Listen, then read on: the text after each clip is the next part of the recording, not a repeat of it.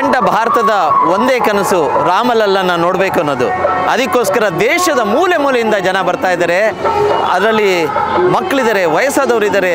ಈ ಕೊರಿಯೋ ಚಳಿನಲ್ಲಿ ಯಾವುದನ್ನು ಲೆಕ್ಕಿಸ್ತಿಲ್ಲ. ಊಟ ಸಿಗುತ್ತೋ ಇಲ್ವೋ, ಇರಲಿಕ್ಕೆ ಜಾಗ ಇರುತ್ತೋ ಇಲ್ವೋ, ಎಲ್ಲರ ಕನಸು ಒಂದೇ, ರಾಮಲಲ್ಲನ್ ನೋಡಬೇಕು ಅನ್ನೋದು.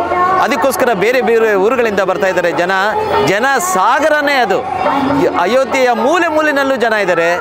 ಒಂದು ರೀತಿಯಲ್ಲಿ ಆ ವೈಭವನ ವರ್ಣಿಸೋದಕ್ಕೆ ಸಾಧ್ಯನೇ ಇಲ್ಲ. ಅದು ಒಂದು ನಿರಂತರವಾದ ಒಂದು ಹೋರಾಟನ ನೋಡಿದವರು ಇಲ್ಲಿಗೆ ವಾಪಸ್ ಬರ್ತಾ ಇದ್ದಾರೆ. ರಾಮ ಮಂದಿರದ ನಿರ್ಮಾಣ, ರಾಮಲಲ್ಲನ ನೋಡಬೇಕು ಅನ್ನೋಂಥ ಕನಸು ಇನ್ನೊಂದೇ ಒಂದು ದಿನದಲ್ಲಿ ಈಡೇರ್ತಾ ಇದೆ. ಈ ವೈಭವನ ನೋಡಲಿಕ್ಕೆ ಎರಡು ಕಣ್ಣು ಸಾಲದು. ನಮ್ಮ ಸರ್ಕಾರ ಕೂಡ ಇಲ್ಲಿ ಎಲ್ಲ ವ್ಯವಸ್ಥೆ ಮಾಡಿಕೊಂಡಿದೆ, ಎಲ್ಲ ಸನ್ನದ್ಧವಾಗಿದೆ.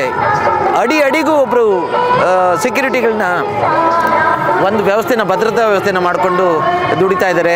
ಹಗಲು ರಾತ್ರಿ ಅದಕ್ಕೋಸ್ಕರ ಶ್ರಮ ಪಟ್ಟಿರೋರಿದ್ದಾರೆ.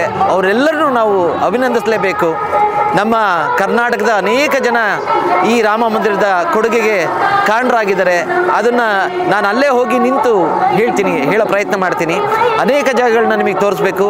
ನಿಜವಾಗ್ಲೂ ಇಲ್ಲಿ ಮಾತಾಡೋಕ್ಕಾಗ್ತಿಲ್ಲ, ಥಂಡಿ ಜಾಸ್ತಿ ಆಗ್ತಾ ಇದೆ, ಒಂಥರ ಮೈಯೆಲ್ಲ ನಡುಗ್ತಾ ಇದೆ, ಧ್ವನಿ ಕಟ್ಟುತ್ತಾ ಇದೆ. ಆದರೂ ಒಂದು ಪ್ರಯತ್ನ ಮಾಡ್ತಾ ಇದ್ದೀವಿ. ನಿಮ್ಮ ಬೆಂಬಲ ಸದಾ ಇರಲಿ. Thank you.